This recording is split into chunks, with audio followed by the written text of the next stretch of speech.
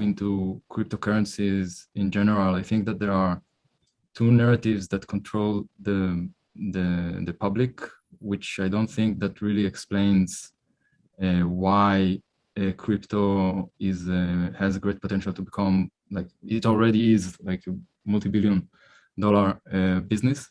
The first narrative is that we can have like transactions without a third party, which I think it's not very telling the story of why it's very big, because transaction costs are not that expensive. And the second thing is a new way to gamble, which is also not something that will change the world. So if we talk about cryptocurrencies in general, why do you think, like, what is the great potential of cryptocurrencies? We need a few hours just on that, and there's a bunch of things happening that are very different. One thing is the fact that for the first time ever, we're seeing currencies that are not centrally controlled. The strength of centrally controlled or the weakness of centrally controlled is that then the government that controls it can do whatever they want, aka the United States printing so much money that it's ridiculous. And the fact that the value of the dollar did not diminish is just because the world is in this crazy anomaly. And theoretically, nobody can do that on, for example, Bitcoin. And so if I need to think, where is my money safer? Maybe not right now because there's still a lot of arbitrage, but longer term, where is my money safer than in the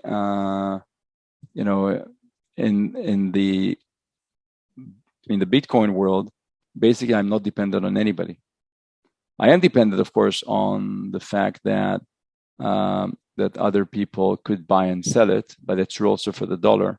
But there's nobody that can sit there and say, "Hey, I want to now, print more dollars. I want to burn dollars. I want to," and everything's transparent.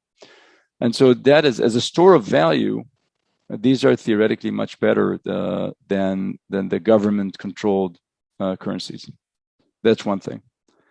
The second thing that's happening is that these currencies, unlike normal currencies, are basically digital assets. As such, it is very simple relatively to attach them to what's called smart contracts, which are essentially lines of codes that tell you what you can and can't do whenever something happens.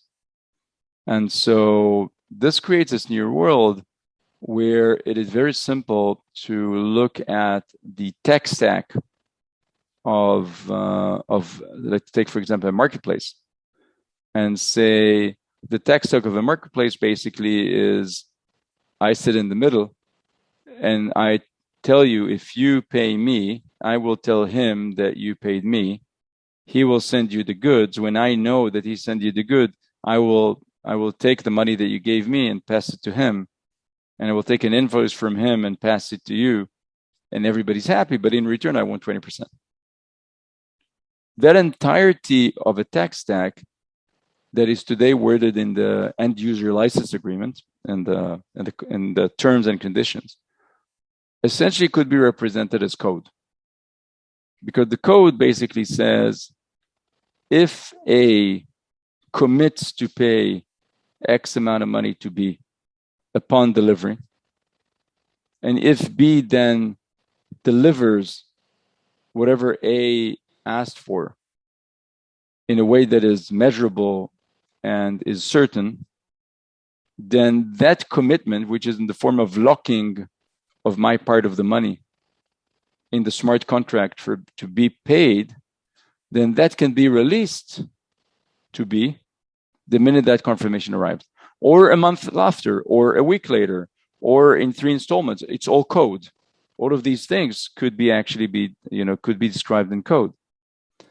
And so, given that's the case, theoretically, you can take a marketplace as a simplest example and say, why do we need in the middle eBay that takes all that money? Why do we need Uber to connect to drivers and passengers when we know that the app that Uber built doesn't cost billions to build, right? We can build an Uber-like app today for very cheap. The drivers, they don't really need Uber. Like Uber's just bringing them they're bringing the customers, they're bringing the demand, but if the demand came from somewhere else, they don't care. The customers, they don't necessarily need Uber, they just want the drivers.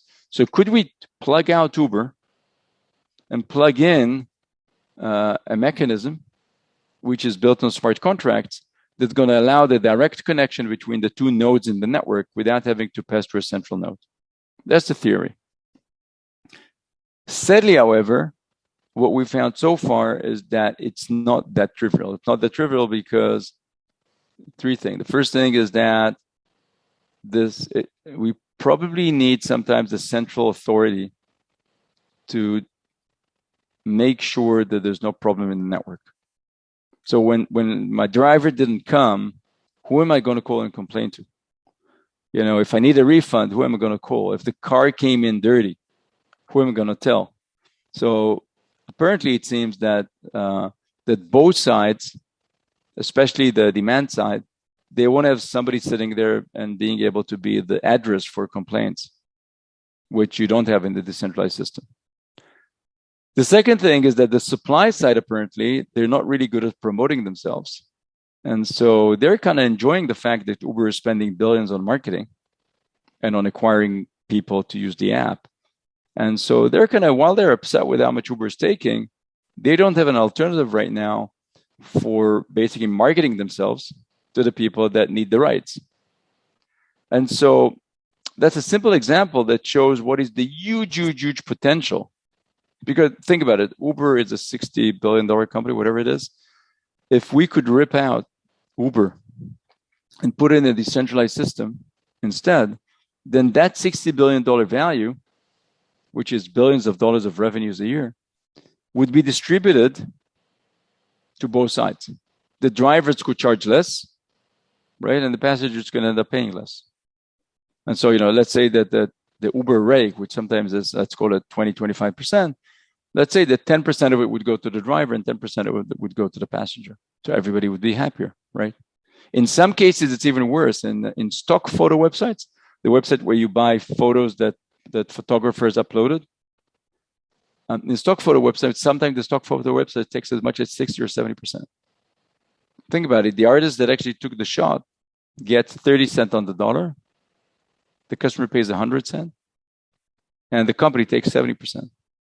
What would be more logical than taking it all out and saying, hey, you know, no need for that 70%. So yes, theoretically, this is going to change the world. Practically, we are now a few years into it, and we haven't seen a decentralized Uber beat Uber, a decentralized DoorDash beat DoorDash, a decentralized stock photo beat a centralized one. But we're still hopeful that this is going to happen because this theoretically is going to make the world a better place. An interesting element to it is that the reason why it's going to make the world a better place is because the incentives are more aligned. So let's think about it for a second. If I have a central company, the central company's goal is to basically optimize for money. How do they optimize for money? They charge the customer as much as they can charge the customer before the system breaks. If they can take another buck, they will take another buck. They want to charge as much as possible. And then they pay the driver as little as they can before the driver breaks and goes away. Right? And so it's their incentive to essentially mistreat both sides because they want to take more money here and they want to give less money here. In a world of no central company, then theoretically the only thing that people care about is how flawless the transaction is, how frictionless. And as people are living in a token world, they probably want their tokens to be worth more and more and more. The only way for the tokens to be worth more is if more users join the service and need the tokens. The only reason why people will join the service and need the tokens is because it's got to be very frictionless. And so suddenly we are all 100% aligned on one thing, which is it has to be frictionless. And so theoretically, that new potential structure has dramatically more inherent impact than just the fact that we're taking the 20% and splitting it between the driver and the passenger. It says an inherent alignment of interest, which does not exist today in normal companies, which is why we always thought that this has huge, huge potential, and we're still waiting for that potential to be fulfilled.